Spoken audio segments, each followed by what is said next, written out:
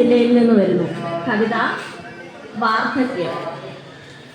വാവാവം പാടിയോരമ്മയെ ഇന്നിതാ വീടോടു ചേർന്നുള്ള ഷെഡിലാക്കി. കാരണമുണ്ടല്ലോ കൂട്ടരെ കേൾക്കുവിൻ, കുളിയില്ല നനയില്ല നാറ്റമത്രേ. ഒറ്റയ്ക്കു ചെയ്യുവാൻ ആവതില്ലെന്നമ്മ എത്ര പറഞ്ഞിട്ടും കാര്യമില്ല. പൊളിയാണിതെന്നു നാം ഊന്നിപ്പറഞ്ഞിടും, അമ്മയെ കള്ളിയായി തീർത്തിടും നാം. എണ്ണയിൽ തന്നതാ പാളയിൽ വച്ചതാ, കൈകാൽ വളരുന്ന നോക്കിയമ്മ.